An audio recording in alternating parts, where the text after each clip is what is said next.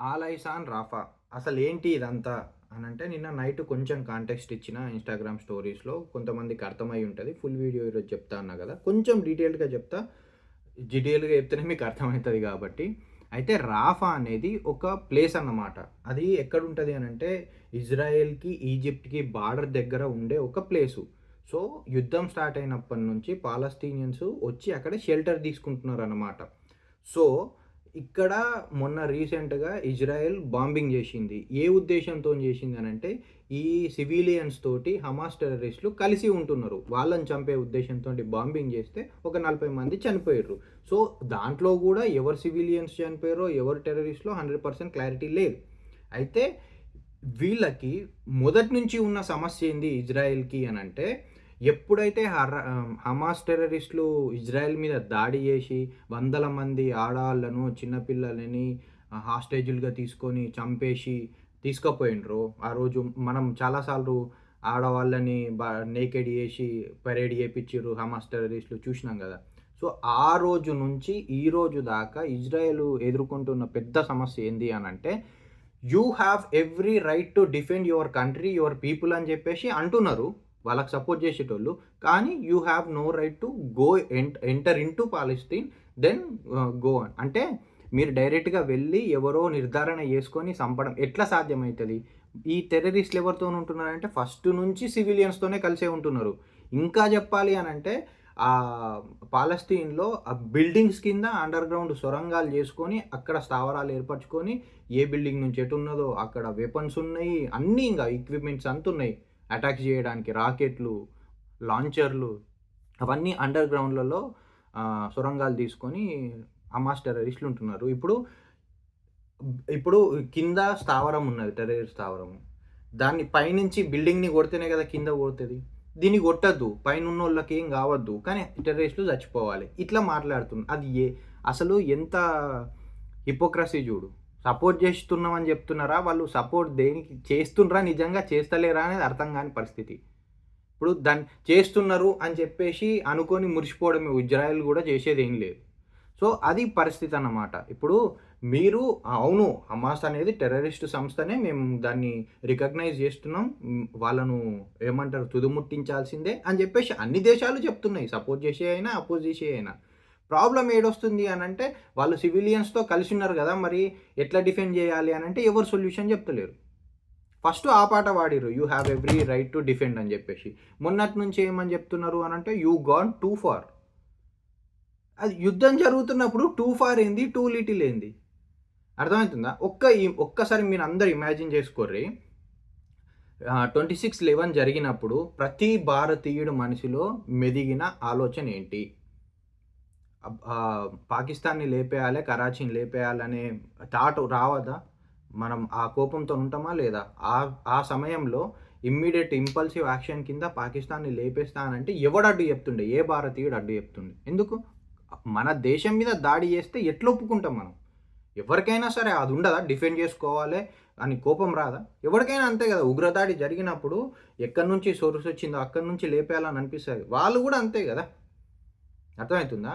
ఇప్పుడు ఇంకా దరిద్రం ఏంది తెలుసా? మొన్న ఒక ఎక్స్ టెర్రరిస్టు కొడుకు. అంటే కొడుకు ఇప్పుడు ఇంకా టెర్రరిస్టే వాడి కొడుకు ఇంతకుముందు టెర్రరిజంలో పనిచేసి వాడు బయటకొచ్చేసి వీళ్ళ హిపోక్రసీ వీళ్ళు పనిచేస్తున్నది కరెక్ట్ కాదనే ఉద్దేశ్యంతోని బయటకొచ్చి టీవీ ఇంటర్వ్యూ చేషిండు. హమాస్ టెర్రరిస్ట్ కొడుకు. వాడు చెప్పిన విషయాలేంది తెలుసా? పాలస్తీనియన్స్, హమాసు సెపరేట్ గాదు. They are together. మనకు వరల్డ్ అంతా మీడియా అంతా ఏం చూపించింది? They are separate. అసలు హమాస్ టెర్రరిస్ట్‌ల వల్ల పాలస్తీనియన్స్ గూడా బాధపడుతున్నారు. హమాస్ టెర్రరిస్ట్ ఆర్గనైజేషన్ పాలస్తీన్‌లో పాపం నలిగిపోతున్నారు అని జెప్పేసి మీడియాలు జెప్పినాయి. ఆహ్, అసలు నిజం ఏంది అనంటే పాలస్తీన్‌ల సపోర్ట్ తోటే హమాస్ టెర్రరిజం చేస్తుంది అని. దాడులు చేస్తుంది అని. ఇప్పుడు ఎవరు కరెక్టు? అందులకేలే వచ్చిన టెర్రరిస్ట్ కొడుకు చెప్పింది కరెక్టా? ఇప్పుడు బయట మీడియా చెప్తుంది కరెక్టా? సో, ఇట్లుంటదనమాట. ఇలా డైకోటమీ.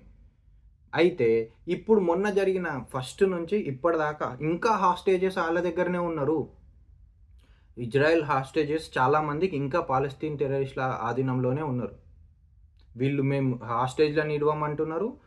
అటు ఏమంటారు దాడులు ఆపమంటున్నారు. మరిప్పుడు ఇజ్రాయెల్ చేతులు కట్టుకొని కూసుంటే, మీద హైతీ ఉంటది. ఇంకో టెర్రర్ ఆర్గనైజేషన్. ఇక్కడి నుంచి ఒకటుంటది. అసలు ఇజ్రాయెల్ ఎట్లుంటది తెలుసా? ఒక అగ్నిగుండంలో మధ్యలో ఉన్నట్టుంటది. మొత్తం అన్ని సైడ్‌లు బార్డర్ సెక్యూర్ చేసుకొనే ఉండాల్సొస్తది ఇజ్రాయెల్‌కి. ఎప్పుడు అదే పరిస్థితి. ఇప్పుడే గాదు. ఎప్పుడైనా అదే పరిస్థితి. ఇప్పుడు ఈ ఇజ్రాయెల్, ఈజిప్టు బార్డర్ గూడా ఆల్రెడీ ఫుల్లీ సెక్యూర్ చేసుకొని ఒకటే ఎంట్రీ పాయింట్ ఉన్నది.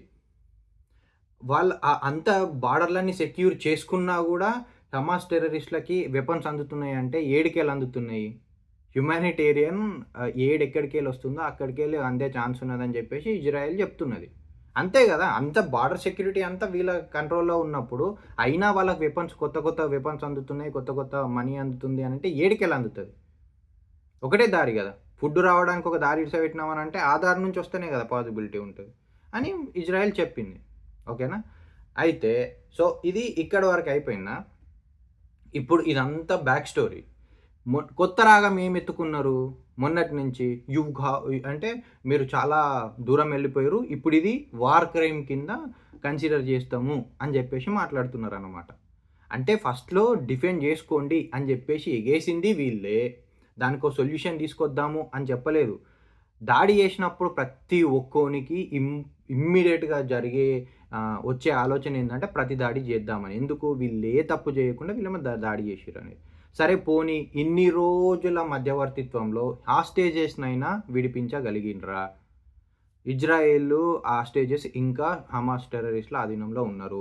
ఈ హాస్టేజెస్‌నైనా విడిపించగలిగిండ్రా? విడిపించలేరు.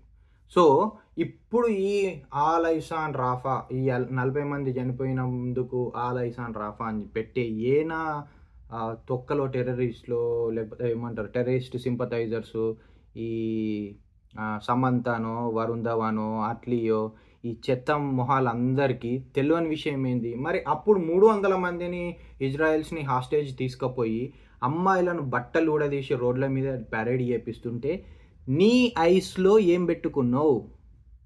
What happened to your eyes on October 7థ్? What happened to your eyes on October 9థ్? What happened to your eyes on October 28థ్? ఇవన్నీ నేనేం జెప్తున్నా చిన్న చిన్న పిల్లలని కాల్చి పడేసి ఏమంటారు మీడియాకి ఇచ్చిండ్రు. ఇంకా మీడియాకొచ్చినాయి అవన్నీ రిపోర్ట్‌లు. అక్టోబర్ 7థ్ రోజైనా, 9థ్ రోజైనా, 28థ్ రోజైనా. అర్థమైతుందా? మెసేజ్ పంపించేదందుకు. సో, అప్పుడు ఏం జేషిర్రు వీళ్ళంతా? ఏం జేయలేరు. 300 మంది హాస్టేజెస్ ఉంటే వాళ్ళని విడిపించేటందుకు మీ ఐస్‌లో ఏం బెట్టుకున్నారు?